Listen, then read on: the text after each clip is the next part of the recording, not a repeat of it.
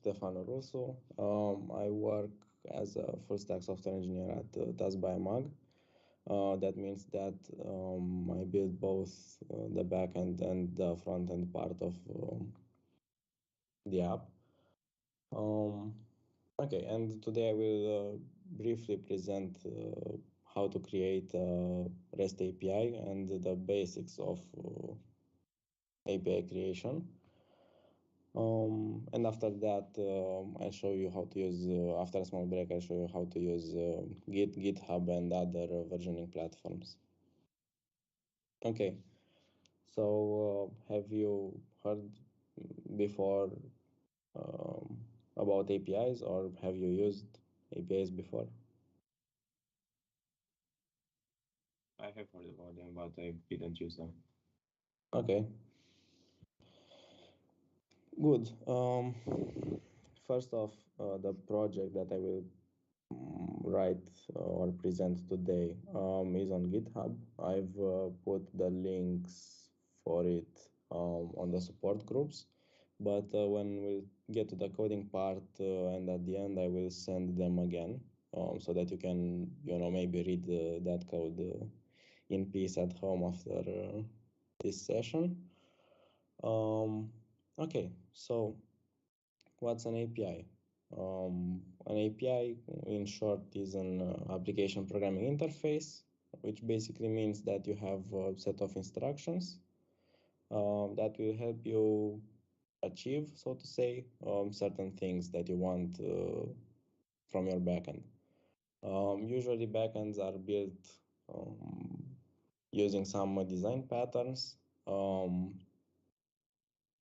and usually they are not called APIs. They are called REST APIs because they follow the REST guidelines.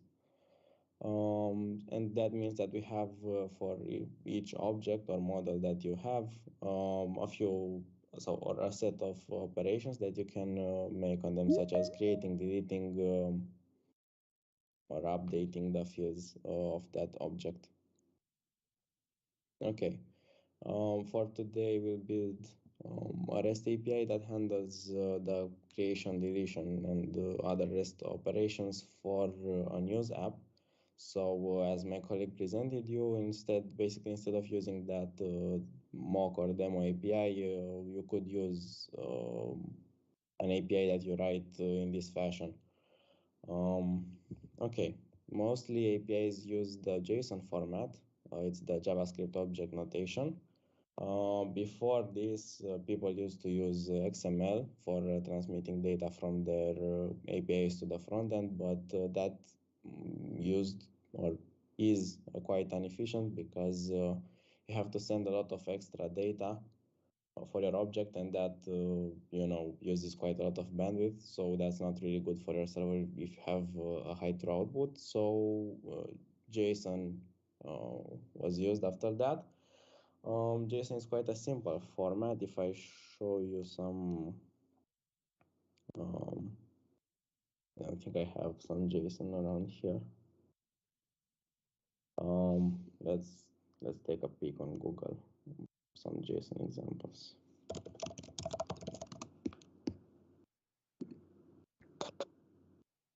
Okay, so this is how a JSON looks. You have a key on the left side, and then you have its value. So in this case, for glossary, you have this value, so to say, that has inside of it another key and some other value. So this is the title key, and the value of the title key is example glossary, which is a string. As you've seen, you said you wrote C++ or things like that. You have in JSON kind of the same variables, so to say. You can have strings, integers, which is like numbers, because you don't have long or integer or things like this. In JSON, you have double or floats. You also have lists, which are defined, as you can see here, with square brackets, and you can have also sub-objects, so to say, which are defined with, I don't know the term for this in English, accolade. A bucket. Yeah, okay, thanks. Good. So if you take a look on a website, let's say, let's go on incognito now, and let's go to emag.ro, and let's inspect what this website is doing. If you take a look on the network and I refresh the page, you can see that it requests a bunch of things, such as images. You can see here this PNG, maybe this has a preview, this image, you see. Okay, the website can make multiple types of requests, such as images, but for the APIs you have, let's see if we have some API requests here. I don't think we do.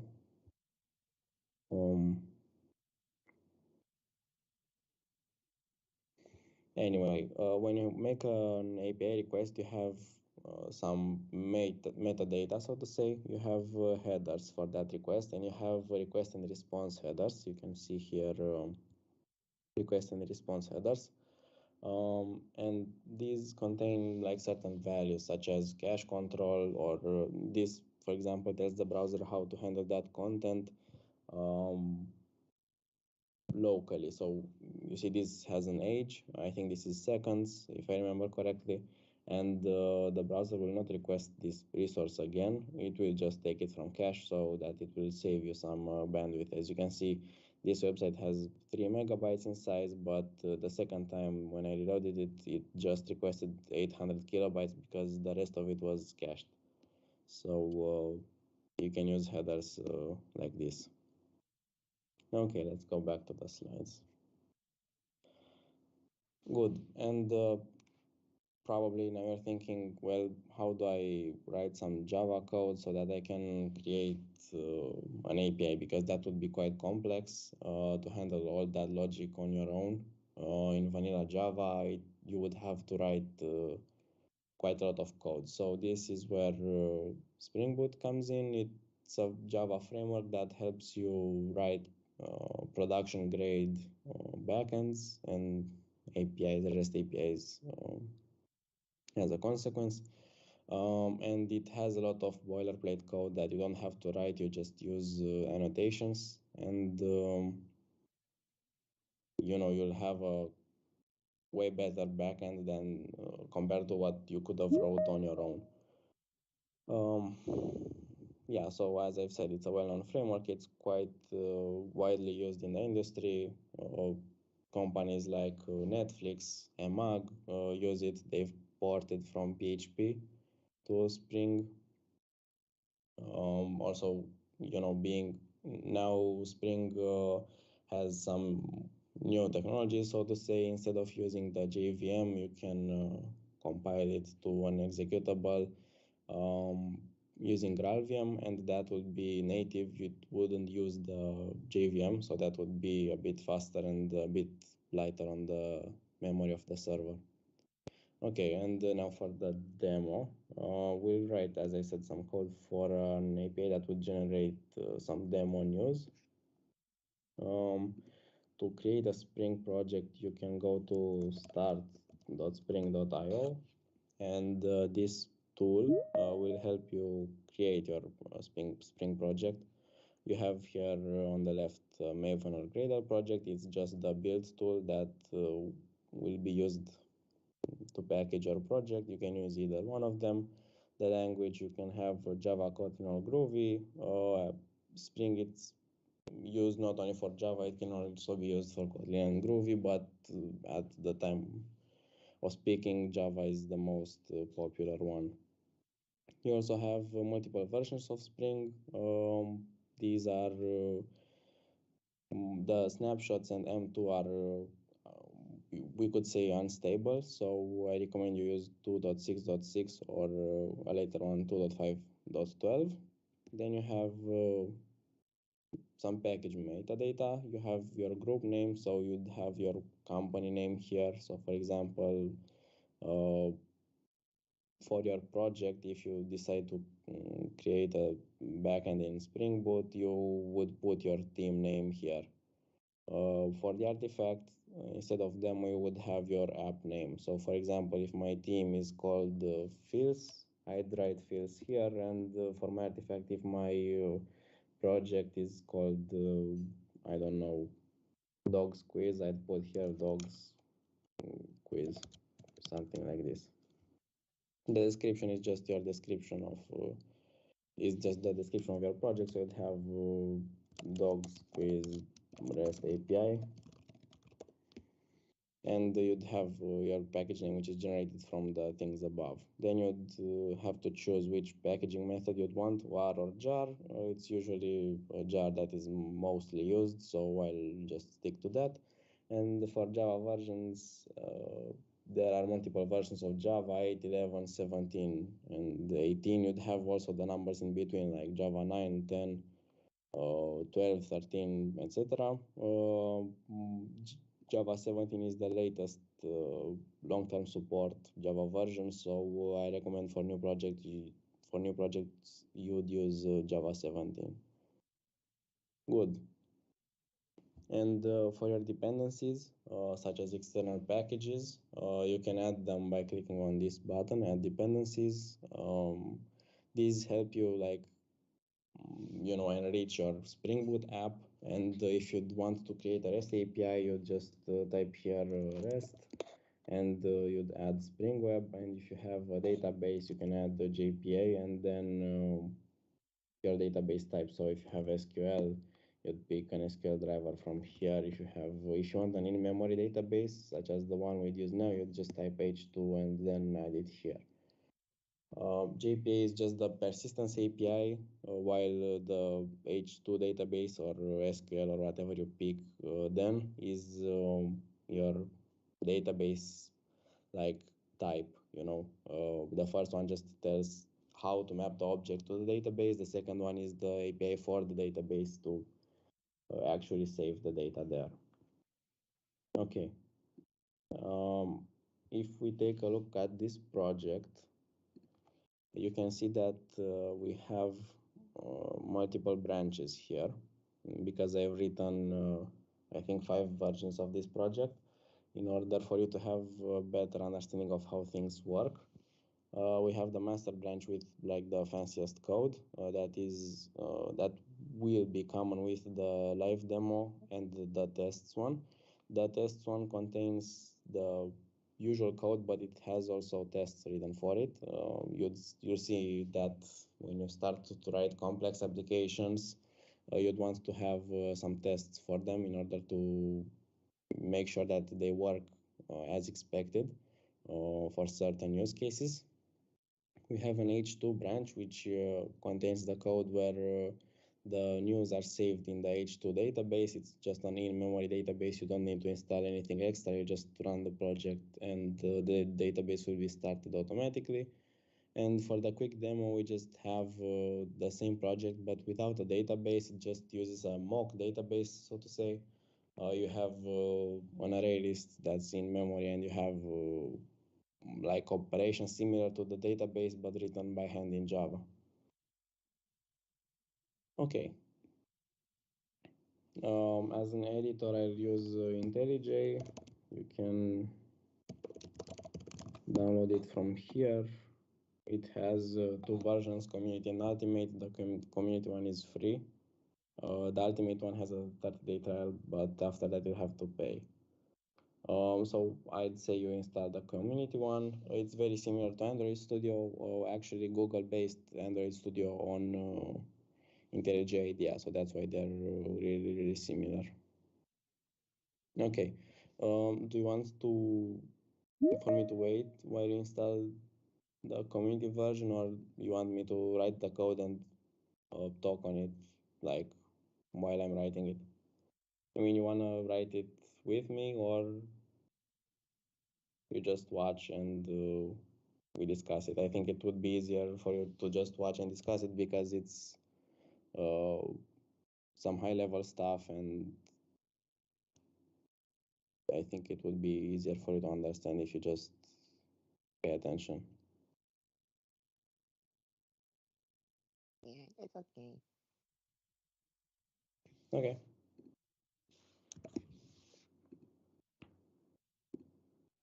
Okay, so in this is how like a base Spring project looks like. I have some services already written so that I don't have to write some boring stuff. I just write the REST logic so that you can understand how that works. Usually in Spring you have you'd use MVC, that is model view controller. Hence you'd have packages like model, view, controller, service, facade, and repository. So let's create the repository first. Actually, let's create the models first because I need the models in repository. In the models package, you'd have your objects. If you wrote some OOP programming, you'd be kind of familiar with this. The model is just your usual Java object. So if I have a news API, I'd have, for example, three models: an author, a comment, and the news itself, like the article, so to say. Okay, so I'd put these three objects in the model package because they are models for my API. So I have the news, which is the one that would contain some comments and the author of that news.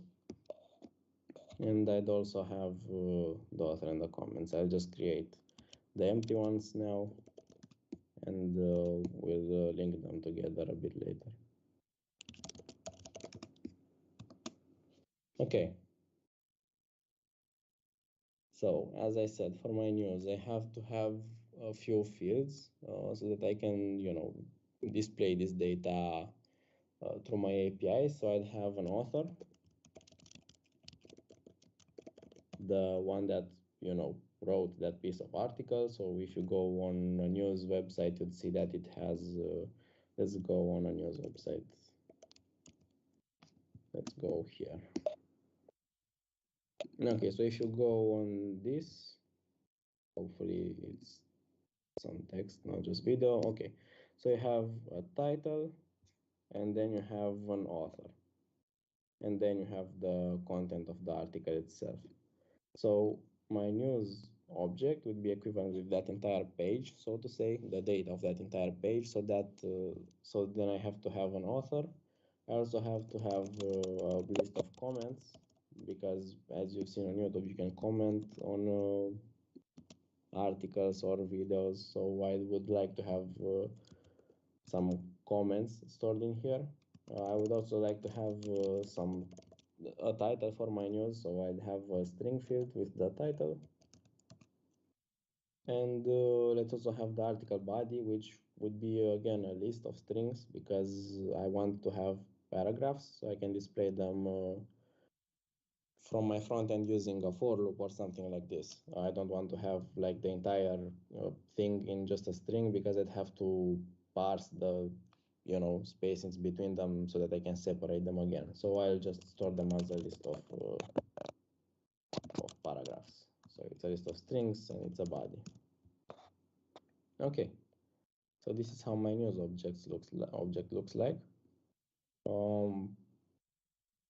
Good. Now I have to, as I said, I have to store this in the database. So I need a few extra fields and annotations on those fields. So to store some things in the database, they need to have an ID so that I can identify them and cross-reference them from other objects.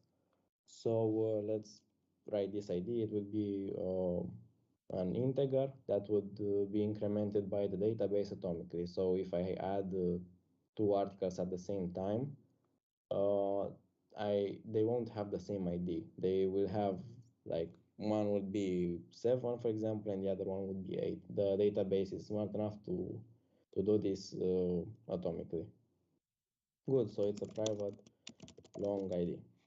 Okay, and the object is still not ready for the database because I have the JP dependency, and I have to tell that, well, what's my ID field in this entire object. So I have to annotate this ID with ID. Okay, And I also have to tell it that I want this ID to be dynamically generated because I don't want to handle this on my own. I don't want to have a global counter or something like that. And I'll say generated value.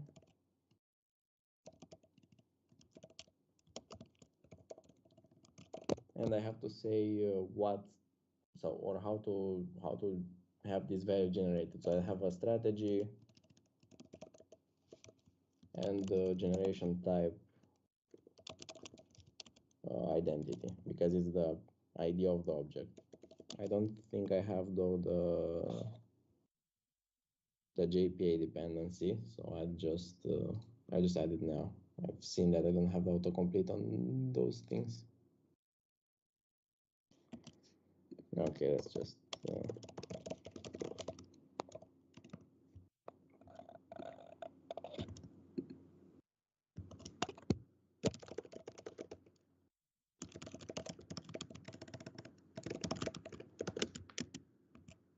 okay. Now it should like a bit better that those annotations. To add the new package in your Spring project, you just go to your Gradle file and you usually Google the name of the package that you want to add, and then you have to refresh. As you've seen, I've clicked on the top right button, so that Gradle knows to refresh those things and download your dependencies. And now if I go here, I should be able to import those. Okay.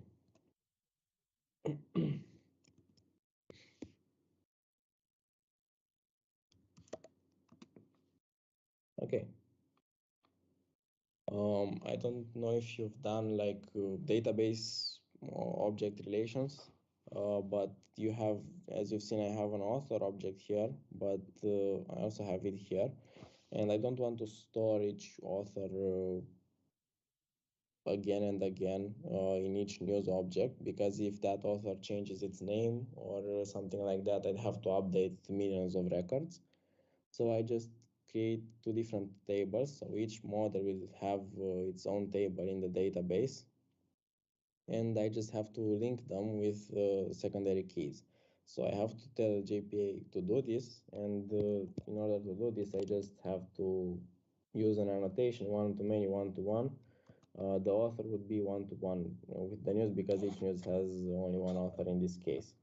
For the comments, I have one-to-many because I have multiple comments to each news, and the same for the body.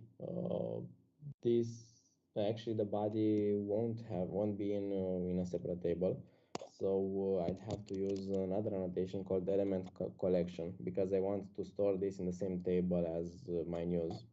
It would make no sense to separate the bodies of the news in different tables because they won't be present anywhere else.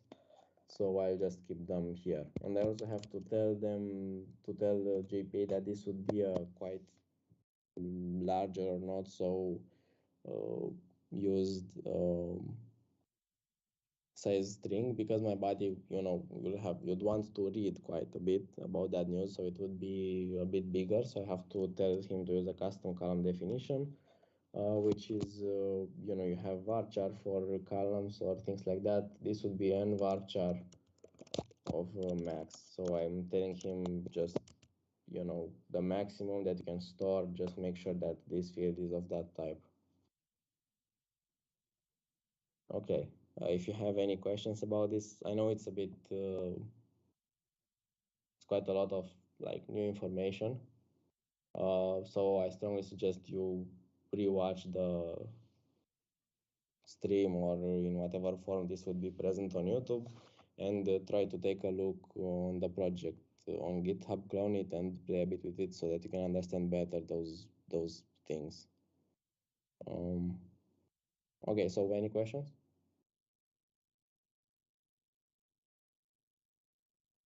None at the moment. Okay, thanks. Good. So I have to also write the comment class and the author class. The news class is quite done. I just have to tell it that this is a database entity, so I have to annotate it with the entity annotation. And also I have some Lombok. Excuse me, I'm sorry to interrupt. Sure. I have some after school work and I need to get out of this. Okay, if you have to leave, you can like just leave. Don't. Yes. Okay. Okay. Thank you. Goodbye. No worries. See ya. Okay, so I have to tell JP that this is a database entity. So I have to annotate with the entity annotation so that it knows to scan this and make sure that all these other annotations, one-to-one, one-to-many, and so on, are parsed correctly. Okay, and I also have some, because I don't want to write a lot of code for this, I don't want to write getters and setters. I can use Lombok and that will write all those things for me. So, and I'm also going to use the builder pattern. So I'm just gonna annotate this with builder and data. Sorry. Okay, and two more annotations: no args constructor and all args constructor. Not that one. Okay, and now it's bit happier than before. It just tells me that I don't have an author entity object. I have the class, but it news being an entity and using the mapping one-to-one, and author not being an entity on its own, so it's not going to be a table at this moment. I have an issue with that, so I have to create the author class and put all the fields on it and the annotation. So I'm gonna tell that this author is an entity. I'm also going to use all the other annotations from news because I want the same functionality. And it's again an error because I don't have an ID for this. I also need an ID, as I've said before. Each object that is stored in the database has to have an ID. So I'm just gonna annotate this with ID. Actually, I can copy paste this from here because it's going to be the same logic. Those IDs, like the ID from the author and the ID from the news, won't be like incremented. If I have a news with ID 1, I have the next author will have ID 2. These will be separate because each table has its own counter, so to say, and I can have a news that has an ID 1 and an author that has again the ID 1 because I will tell from which table to take the respective data, so the IDs will overlap. Okay, and my author will just have a name and a description, so it's just a string name and another string that's gonna be the description. Okay, and for the description, let's say that my author wants to have a larger description, so I just have to use the same column definition as before, just tell the database that here it's legal, so to say, to store a longer string than the good old varchar. Okay, and I just have to write my comment entity now, and everything will be fine after that. I can just take again the same annotations. You'll see when you're going to write code for a company or something like that, or your own project. It's usually quite nice to copy paste things if they are written correctly in the first place. Okay, and I'll have the same ID for the comments. It's the ID one is quite basic. Good. Now each comment will have an author, and it would be quite nice to have the same author object as before, because I'm a bit lazy and I don't want to write a comment author model, so I'll just use an article author like the model, because they can be different. They'll just be different types, not different fields in the author. And I'll have again a one-to-one mapping, and I have to, again, if you take a peek in the news, I have this comments list, so I have to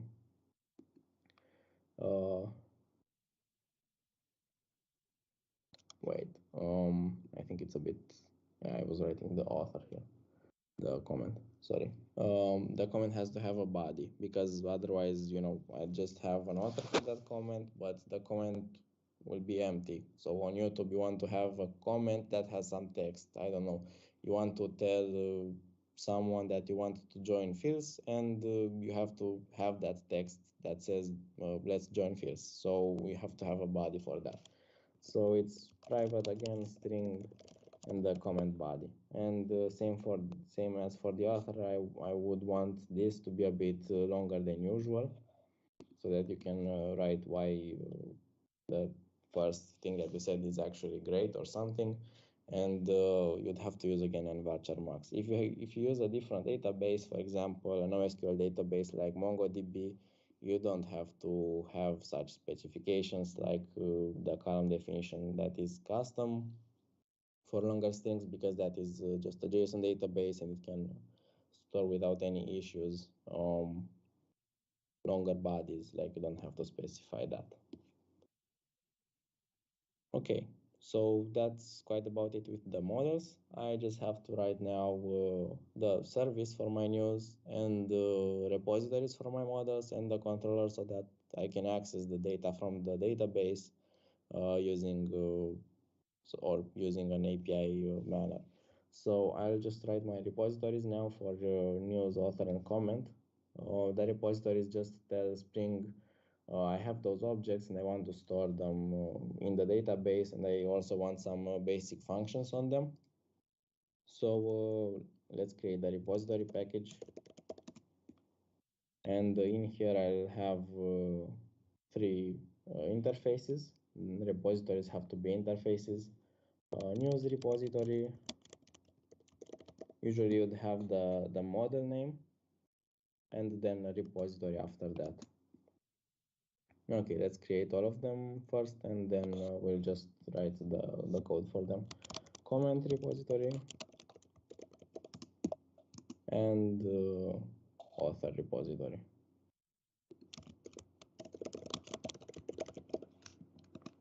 Okay.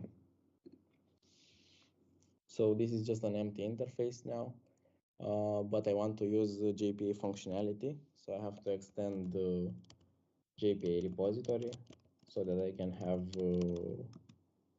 the basic functions that I've told you, the get, create, update, and delete functions. I don't want to write them for each object. They're quite similar, so I can use this JPA repository and have those functions written for me. So it's news, and then the type of the ID. So if you take a look here in news, my ID is of type long. So I have to tell the repository what object to store and what type of ID it has. If my ID would have been of type string here, I would have had string here. But my ID is of type long, so I will have long there as well. Okay, and the same for comment. I'll just copy paste this, but instead of news, I would have a comment because it's my comment repository and I want to store comment objects. Okay, and same for author.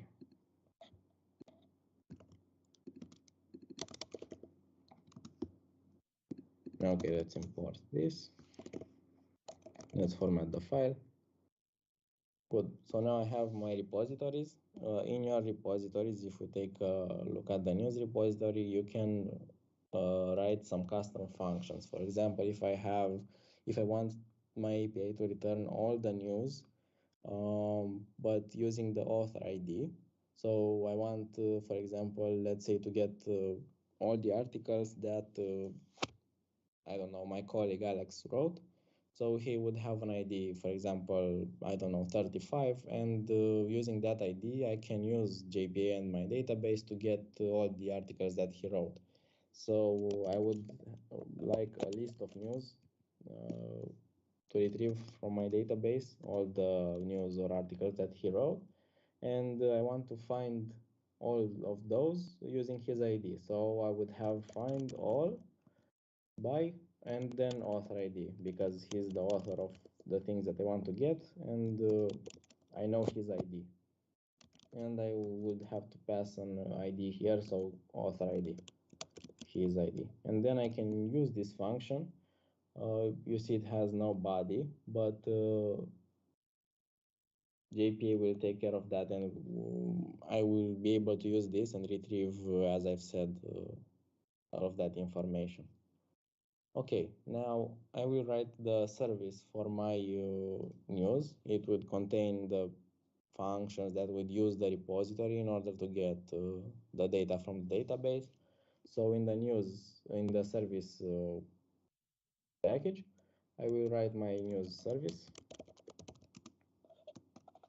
And I also have to tell Spring that this is a service and it can be injected in my application. So I have to annotate it with the service annotation.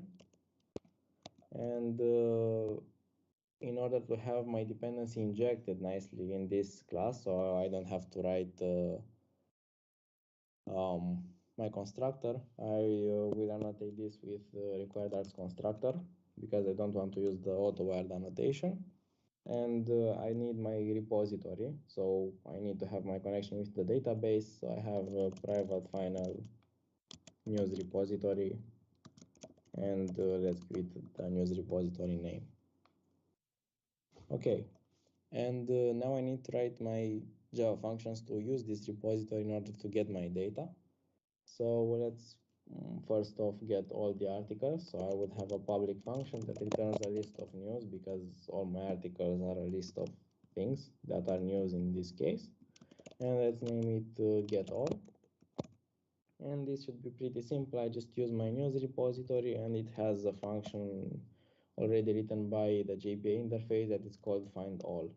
And this will just return a list of news and I have to return it. So if I take a look in my news repository, I don't have a find all function. So you see I'm calling here a find all function in this news repository, but I don't have it here. This is how a JPA repository works. I just have some basic functions already like present for me in this repository. So I don't have to bother writing basic functions such as the create, read, update, delete ones. Okay, let's also write a public method that adds a news. So I want to add a news to the database and I'm gonna call it add. I'm also returning a news object so that when I add a new news object, I would get back that object that was created in order to make sure that that was actually created in the database. And my repository will return this for me. And it would also attach an ID to it. So for example, if I want to create a news, I just send it in JSON format, author, comments, title, and body, and the ID would be generated for me because I've said it's a generated value, and I would return this because I want to maybe see that ID or make sure that that object was actually created. So I have to return again news repository and save. I think it's the name of that news, and this will return me a news object. The one that is saved in the database. And maybe I want to add multiple news at the same time. It's the same thing, public, and then a list of news, because it's the same like add, but for a bulk of objects. Add all, and again, my list of news that I'm going to receive in order to add to the database. I'm going to call it again news, and I'm going to return news repository, and I have a save all function. Again, already present there for me, news. Okay, and let's also write some remove functions. So it's going to be, those will not return anything. Usually, maybe you want to have a bool to know that it was actually removed or not. But in this case, I'm just gonna make them as voids. So I want to remove my news using that ID, and I can just use the repository again, and I have delete by ID. And I just pass in that ID there. And I want to also remove all of them. For example, I don't know, I want to remove all the news from my DB. I'm just gonna say remove all and no parameters because I'm deleting everything. News repository, delete all. And it's again written for me. Okay, and now I just need to write two more functions in order for this to be a functional API. I want to use that function from the news repository that I wrote here, find all by author ID, in order to actually get the things that my colleague wrote, for example. So I have a list of news because maybe he wrote multiple things, get by author ID. It's usually nice to use the same names in your service as you used in your repository and as you will use in your controller. And I want the ID. This ID is the author ID. As I've said before, if my colleague has the ID 33, I would use this ID and check each news to see do you have the author ID 33, and if yes, I would add it to this list. And I just return news repository, find all by author ID, the function that I wrote earlier, ID. And let's also get one news using its ID. So it's gonna be news, get long ID, and news repository find by ID. I should have a function, and this would return an optional, not a type of variable that you've seen really often, because if that object does not exist in the database, I don't have something to return, so I can just use or else throw, so I can throw an error. In this case, I will not write that error, but you can use this type of logic in order to get things by ID from your database. Okay. Do you have any questions so far?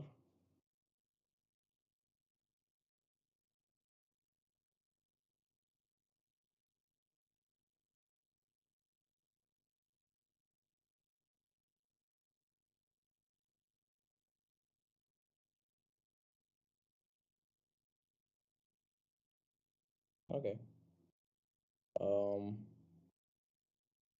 Then I will write the controller, and then I will show you how the tests look for this type of backend.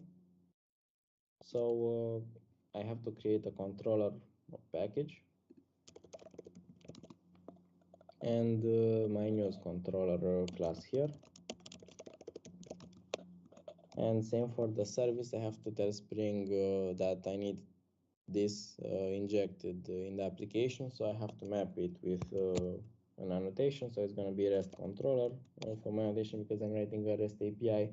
And let's say that I want to find this API at localhost 8080 /API/news. This is where my controller will be, and each of the functions will have its own request mapping so that the server can differentiate between the things that you want. And same as before, I require the constructor so that I can have my classes injected here. So for example, I want my facade that I already wrote here in order to have some dummy data in my database, and my news service in order to have my CRUD operations. So private final, my facade, and also my news service.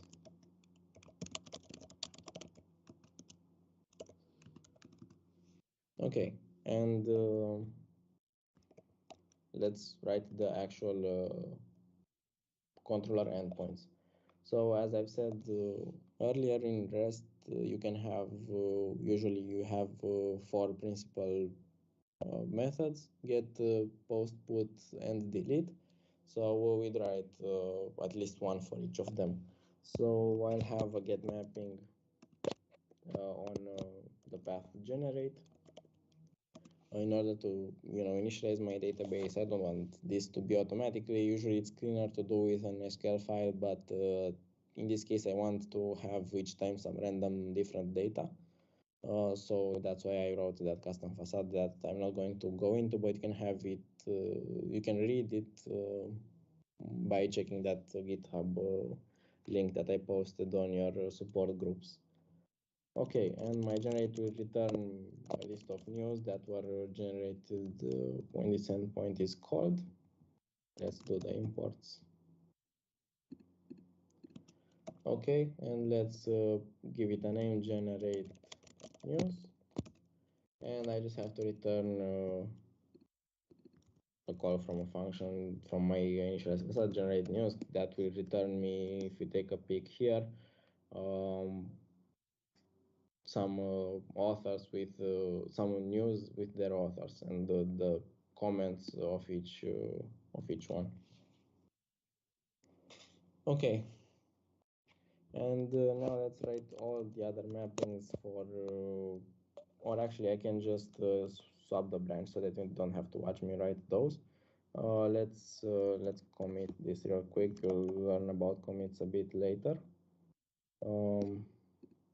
I'll just swap branches so that I have only 10 minutes left. So I'll just explain the controller code a bit.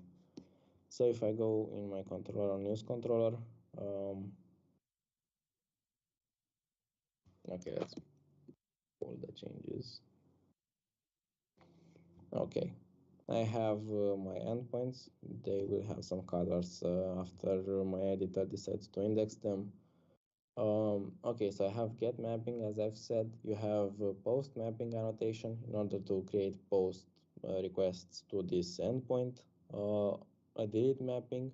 I don't think I have a put mapping because I don't want to update any news now. That would be a bit more complex, and I didn't want to bore you with that. And as you can see on your path, you can have some odd things between brackets, such as this ID. And this will be parsed by Spring as a path variable, and you can put it in the head of the function of the controller, and it would be parsed by Jackson from a string to a long, so I can specify the type here. Same for post mapping. You can see that I have this list of news. This would be passed as a request body.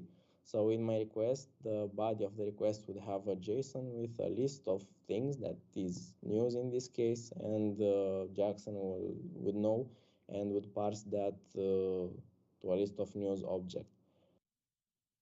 Good. Let's take a quick look at tests, and then I'll just demo you how the API works using Postman. A quick word about Postman is just a tool that is quite used to test and create APIs and see how they work. You can have multiple customizable things such as authorization, your body, which I've talk to you about here. So for example, my list of news would have to be in a body of raw type and then JSON so that I can send that data. Okay, now back to the test. There are two types of tests, integration and unit tests. Unit tests just test parts of your code, such as some functions from your services, and the integration tests test an entire flow of your application, such as on the backend integration test would look something like you would mock a request and you'd test the controller, the service, and your database. So you would actually perform that request.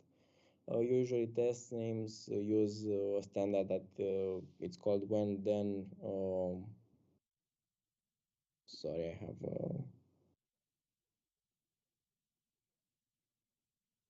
Yeah, you can name them like when you have some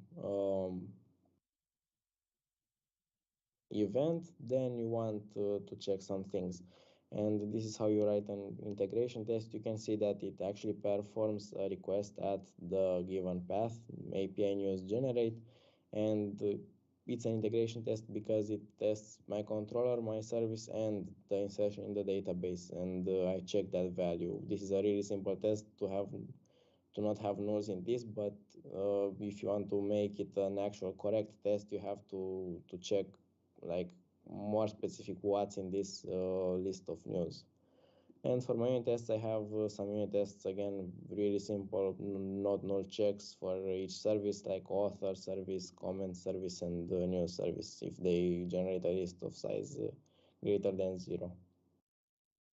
Okay, and you can run all your tests if you right click on the tests folder and then run all of those tests. Usually you want to have all your tests passed before you commit things. So you've seen all of my 5 tests were ran, and no problems with them were found. So no assertion failed.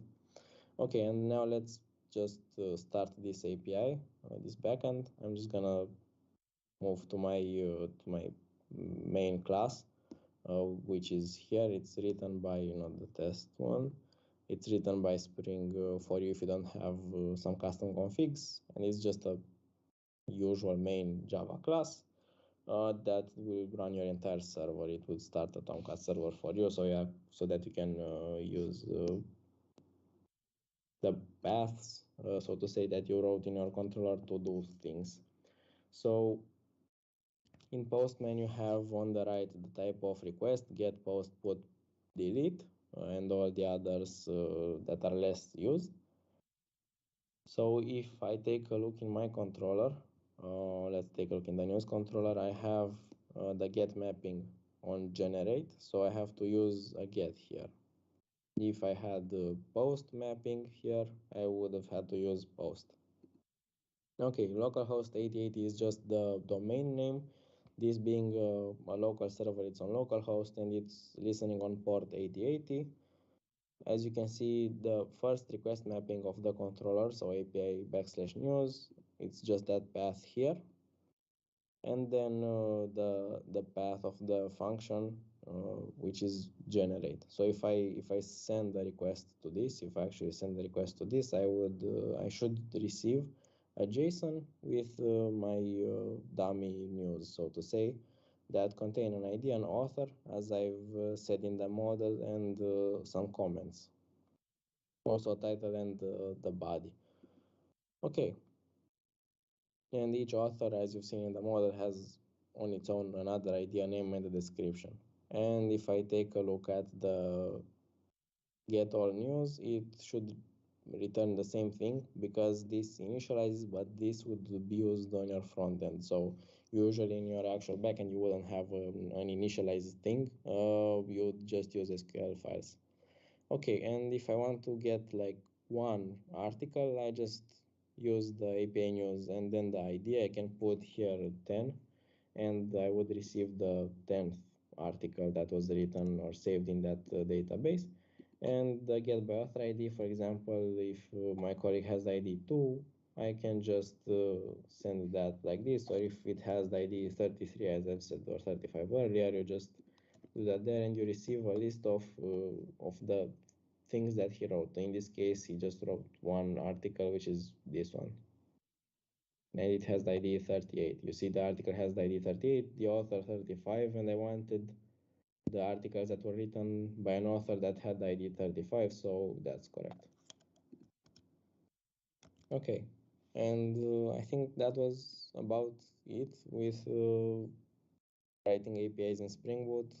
As I've said, you should take a look at this repo and rewatch the recording because I know it's quite a lot of new information for you, and I guess it was a bit hard to understand what's happening around here. Thank you very much, Stefan. Awesome presentation. Thanks. Do you guys have any questions? Did you understand the ideas behind this Spring?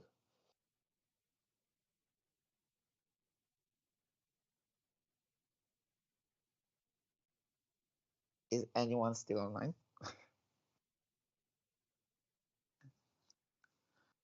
I, for one, don't have questions. You don't? Or you do? Yeah, At the end no, of- I don't have. Okay, nice. Right now, I'd like to ask you one question. I hope Dean won't get mad at me. Did you use any other kind of backend language like PHP until now? No, I only have experience with the C++ and C#. Oh, you wrote C#? What did you write in C#? I work in Unity, well, not for long. Oh, games. Yeah. I understand. Game development. Nice. Yeah. You will have tomorrow, I think, the Unity Yeah. I workshop. have, Yeah. for that. Okay, now what Dean said was perfect. on the backend part. So if you follow his tutorial step by step, you'll be able to create any server for any application. What I'm going to talk to you a little bit about now is something that will take no more than 5 minutes or things like this. Sorry. I won't like to take more than 5 minutes from you because you need a break. We'll talk about the following thing. We told you about how to do the front end. Okay, it's an app in the browser, it's a mobile device, something like this. Then there comes Dino with his API, which is relying on the server, which is connected to a database. Cool. Those are all going to the internet. That's also nice. But what if you want to have the same app on multiple devices? What if I want my same source code to run both on a device, on a smartphone, or depending on his operating system now. Depends if it's an Android one, iOS one. In the past, we also have Windows Phone, but thanks God it's dead. So now I have Android and iOS, and also we have some other operating systems. What if I want to build a native application on Windows, or a native application on Mac, or something for the smartwatches, or if you have a modern car, you have Android Auto too. And you also have Mac applications. How are you gonna do that? Well, writing a simple code, it's not that a single code for all of them, it's not that simple. You saw that even if I wrote everything here in JavaScript, I still need this container here, this browser, as I called it, officially called a web view, but I called it a mini browser for you. Okay, I still need a little bit of code, not too much, to be written in native stuff. And now, what we're going to talk about in the next 5 minutes is about cross-platform solutions and what are they. So, I don't want to write any code for other platforms. No, I want one code for all platforms. Going on the JavaScript approach, this can be done. And we're going to talk a bit. I won't do any kind of code with you. I'll just talk about the principles. If you know JavaScript and you feel like you are familiar with it, you can give it a try to React, first of all. Anybody heard about React until now? I recommend you, if you are interested about this, to go to a website called Codecademy and try to look at the React tutorials here. They are pretty good. I learned React from here. React is a framework which was built for the web initially, for the web only initially, so for web pages, in order to manage the state of the applications, in order to allow easier rendering, in order to make everything more dynamic and easier to write and understand. When they saw the huge success that React had, becoming the most used framework in the world, they said, hey, what if we can do that on mobiles too? So this is when they came with the idea of React Native. I really encourage you to take a look here, even if you don't want to learn it, just take a look at it. The syntax is pretty simple. It's kind of a HTML, kind of. It's a custom built HTML called JSX, JavaScript X, it's called the language. JSX is kind of a HTML adapted for all kinds of devices. If you write an app in React Native, you have the same code for all platforms. That's the big shot of React. Basically, React is working dynamically. It can update everything instantly without you taking care of how we did here in the code, updating this. You no longer have to call this function anytime. Whenever you update the state, whenever you get a new data in the app, it does it automatically. So everything that you see here in React will be like 3 lines of code with a set state. Who's using React? Everyone, basically everyone. You can see here all the large companies: Shopify, Facebook, Instagram, Pinterest, Tesla, a lot of websites. This code is built in React. I mean, the entire Discord client is built in React. Skype, a lot of them. Magento, all of them are built in React. Another option, if you want, would be Flutter. As I told you, React was built by Facebook. Flutter is built by Google. If you want to take a look on Flutter, it's pretty different and it will be a little bit trickier in the beginning because of one single reason.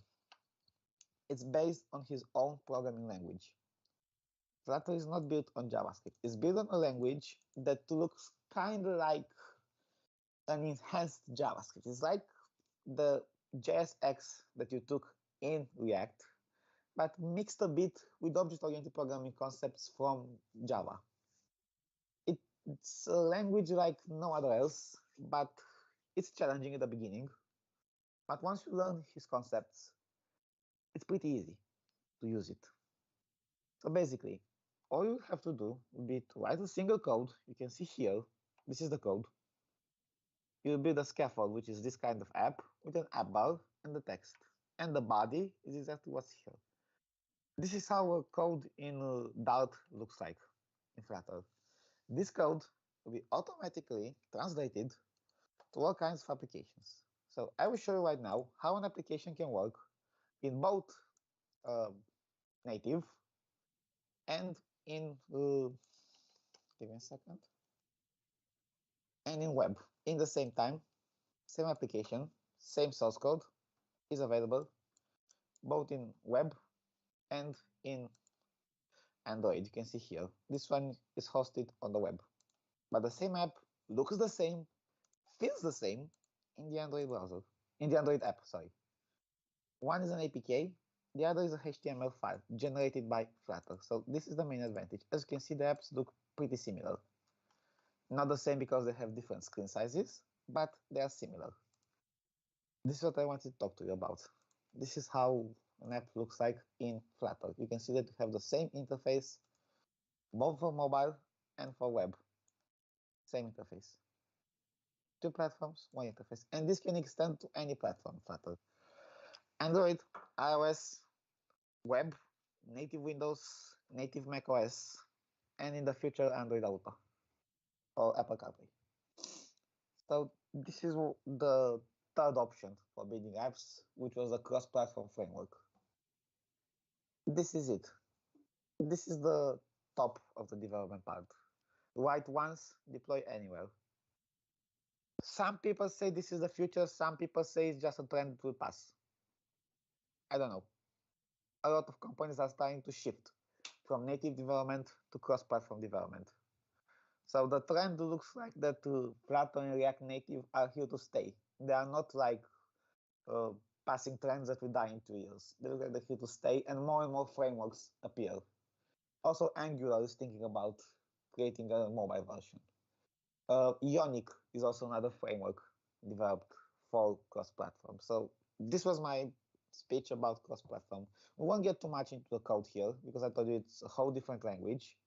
But if you want to search online for Flutter or React Native, please feel free to do it and ask us questions on the support groups and things like this, because it really is a cool concept that will end up very used in the future. Now, we would like to thank you very much for your attendance here. We would like to say a huge thank you.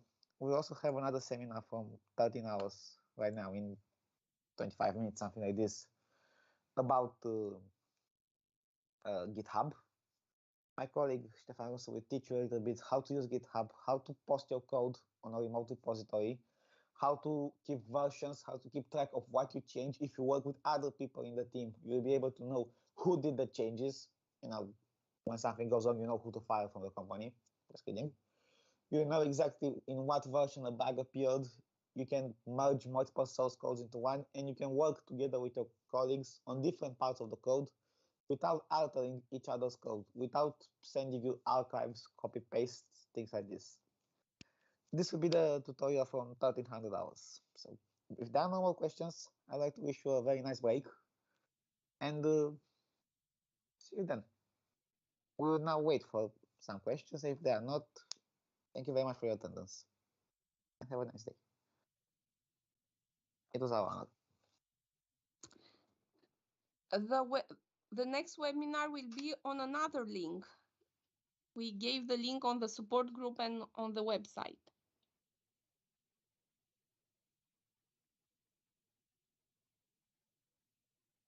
Bye.